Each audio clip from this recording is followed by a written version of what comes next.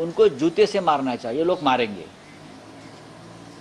अगर उनको लगता है, त्या माणसाला वाटतं आहे की छत्रपती शिवाजी महाराजांचा पुतळा पडला हे बरं झालं, त्यातून काही चांगलं घडेल, बरं काही अफजल खानाची औलाद आहे मेंढ्यांनी पोसलेली, ही अफजल खानाची औलाद आहे मेंढ्यांनी पोसलेली, ही अशी माणसं आहेत जी या मेंढ्यांच्या मंत्रिमंडळात आहेत, बरं झालं, आम्ही तर म्हणतो बरं झालं ही घाण आमच्याकडून गेली।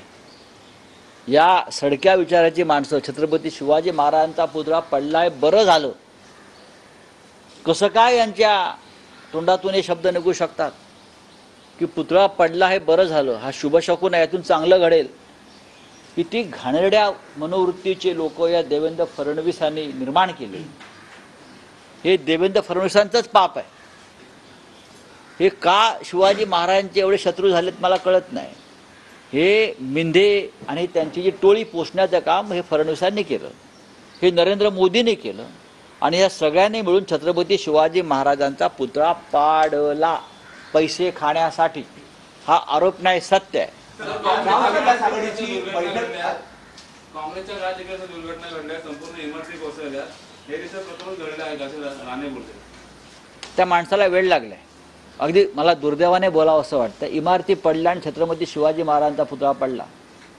हां, मग मोदींच्या काळामध्ये तो जो पूल कोसळला ॲक्ट ऑफ गॉडवाला, 150 लोक मेले काय मोरवीला, त्याच्यावर बोला म्हणावं, त्याच्यावर बोला।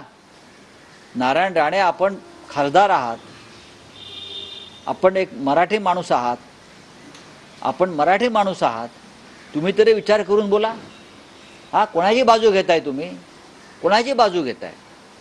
हे जर इतर कुठल्या राज्यात झालं असतं तर हे आणि यांची मुलं हे रस्त्यावर नागडी नाचली असती थैथाड करत, पण आज त्यांच्या राज्यामध्ये हा भ्रष्टाचार झाला। शिवाजी महाराजांचा पुतळा बनवताना त्यांच्या राजवटीत भ्रष्टाचार झालाय। तुम्ही तिकडले खासदार आहात, तुम्ही रस्त्यावर उतरायला पाहिजे खरं म्हणजे सरकारच्या विरुद्ध, तुम्ही खरे शिवभक्त असाल तर।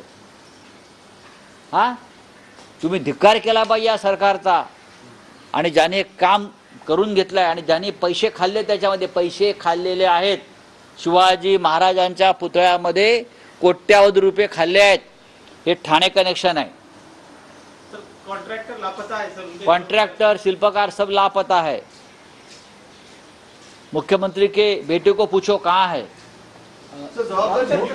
मुख्यमंत्री के बेटे को पूछो आपटे कहाँ है, उनके सब साथी कहाँ है, पूछो उनको। नेवी ने बनाया था, हमने नहीं बनाया था, और जो घटना हुई, अरे देवेंद्र फडणवीस छत्रपति शिवाजी महाराज के दुश्मन है। हाँ, नेवी ने क्या बनाया था, क्या बनाया था? पीडब्ल्यूडी ने बनाया है, सरकार ने बनाया है। आपकी सरकार जिम्मेदार है फडणवीस जी, आप ज़्यादा हमारा मुंह मत खोलने को मजबूर करिए हमें, यह आपका पाप है। छत्रपति शिवाजी महाराज दुश्मनों से नहीं हारे, बीजेपी के भ्रष्टाचार से हारे हैं।